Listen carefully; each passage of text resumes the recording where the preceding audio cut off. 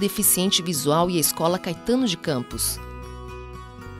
Meu nome é Ricardo Sigolo, eu nasci em 29 de abril de 1949, na cidade de São Paulo, e estudei no Caetano de Campos, antigo Instituto de Educação Caetano de Campos, desde 1958 até 1970. Eu nasci com glaucoma congênito, já fui alfabetizado já no Braille.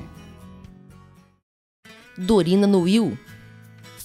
Dona Dorina, para mim, foi uma pessoa muito especial, que veio para ajudar na comunidade deficiente visual, assim, muito grandemente, né? Fotografia que apresenta Dorina Nuil em 2010. Ela criou uma classe no Caetano de Campos, que era uma classe Braille, que, entre outras coisas, dava formação da escrita do sistema Braille para as professoras que se formavam no Caetano de Campos. E eu frequentei a Fundação Dorina Nuil, a antiga Fundação para o Livro do Cego no Brasil, atualmente a Fundação Dorina Nuil, desde pequeno. Eu ia lá, participava das atividades, tinha atendimento da assistência social da Fundação, participação na parte de reabilitação, de recreação, com jogos pedagógicos, um atendimento paralelo aos estudos no Caetano de Campos, tinha esse atendimento pela Fundação. Então eu conheci Dona Dorina há muito tempo, né? Inclusive ela criou também essa biblioteca Braille, essa sala da biblioteca Braille, que é da Prefeitura Municipal, foi a Dona Dorina que criou em 1947, na antiga Biblioteca Monteiro Lobato, né? Antiga não, na Biblioteca Monteiro Lobato. Fotografia que apresenta Dorina Nuil em 2010. Então, a Dona Dorina, ela é uma pessoa muito importante na vida dos deficientes brasileiros, porque a Fundação acabou enviando livros para o Brasil todo, produzindo para o Brasil todo e continua até hoje, né? Livros não só Braille, mas livros falados. E tem um atendimento que abrange o Brasil todo, além de Dona Dorina ter representado o Brasil em vários países do mundo, né? E, assim, o que foi desenvolvido de Braille aqui em São Paulo, principalmente, se deve muito a Dona Dorina. Uma pessoa que tem assim, um especial carinho, assim, pelo menos da minha parte, por tudo que ela representou em relação à vida do deficiente visual. O aluno deficiente visual e a Caetano de Campos. O Caetano de Campos era uma escola muito grande, né? Muito grande, com muitos alunos, e tinha uma sala que era de apoio para os alunos deficientes visuais.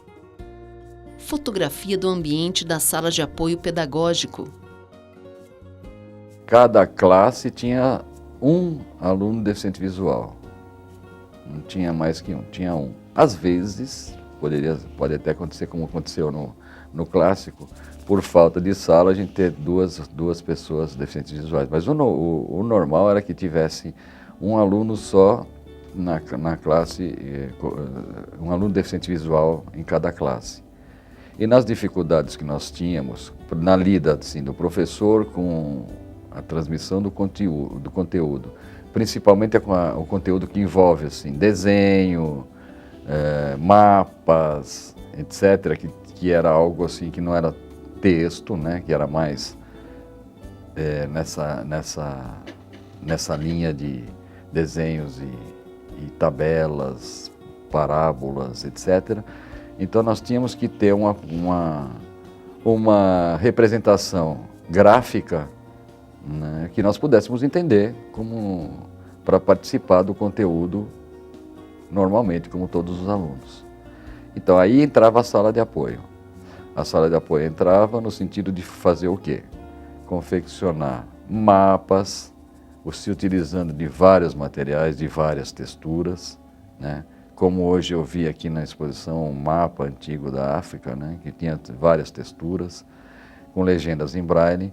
Isso era feito na sala de apoio por uma professora que era especializada no atendimento de deficientes visuais. Ela não era deficiente visual, ela era uma professora que tinha o conhecimento do braille, tinha o conhecimento de como a percepção do deficiente visual poderia, como que ela poderia desenvolver essa percepção com várias texturas. Então havia muita criatividade por parte da professora da sala de apoio. Era uma coisa assim, realmente, já naquela época já era inclusiva, Caetano de Campos já era inclusiva, porque a gente já tinha essa possibilidade de ter acesso ao conteúdo através da sala de apoio. Era algo muito, na época, até poderíamos dizer que se fosse revolucionário.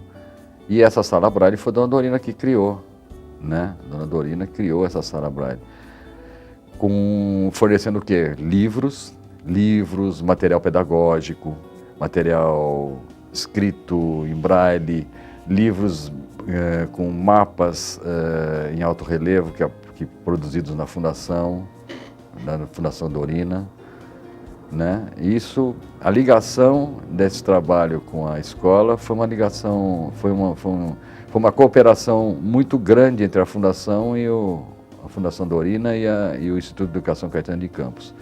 E tinha essas professoras, elas eram da coordenadoria pedagógica, né? Da SEMP, Coordenadoria Estadual de Pedagogia, acho que era isso que era antigamente, onde tinham professores que em escolas que não tinham sala de apoio, eles faziam um serviço itinerante, atendiam os deficientes nas escolas através de um serviço itinerante. Eram professoras que tinham formação no sistema Braille, né? E já tinham uma certa vivência com atendimento a deficientes visuais, e elas iam nas escolas estaduais, prestar esse serviço de atendimento, numa transcrição de prova. Por exemplo, o professor da classe não sabia ler Braille. Então, o que a sala de apoio fazia? Fazia uma transcrição de provas. Então, a professora Braille pegava, lia a prova, transcrevia a tinta, entregava para o professor da sala fazer a correção. Esse era um serviço fundamental, porque o professor não sabia Braille. E outras coisas, né, no ensino mesmo de matemática, algumas coisas que a gente não conseguia captar, pegar na sala, a gente levava para a sala de apoio. A sala de apoio dava todo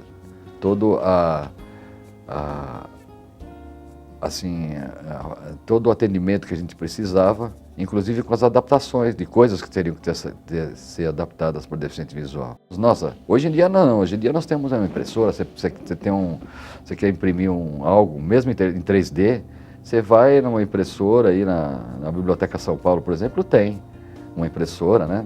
Você quer imprimir algo em 3D, ela imprime, já é um material diferente, mas naquela época não, naquela época a gente precisava construir tudo, com material, com barbante, lixa, papel alumínio, papel camurça, enfim, muita coisa foi usada para que nós tivéssemos acesso a esse material, mesmo que isso demandasse trabalho, demandasse esforço, demandasse muita dedicação e principalmente criatividade. As professoras tinham que ter uma criatividade na época, que era um negócio assim, incrível, né? Mas foi o que a gente teve na nossa caminhada aí por esses anos, esses 12, 13 anos que eu tive de Caetano de Campos. Bem, eu tive uma professora na sala de apoio chamada Dona Maria José Sessi, que foi uma professora assim, dedicadíssima, né?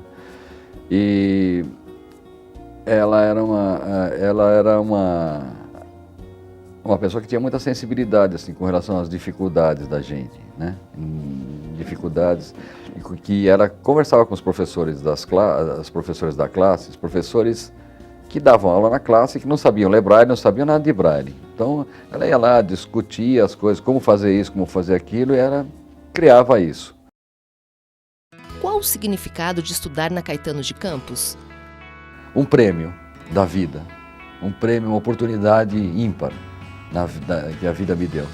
Foi realmente um legado que eu levo comigo, não sei para onde que eu vou, mas eu levo comigo, porque é algo que eu trago dentro além do aspecto emocional, sentimental, dentro do coração, trago dentro do meu aspecto intelectual, da minha participação, muito hoje em dia eu utilizo na minha vida profissional, com coisas que eu aprendi, com conteúdo de informação que eu recebi do Caetano de Campos. Eu só tenho que agradecer essa oportunidade mesmo, porque foi um momento ímpar, é uma oportunidade ímpar para mim.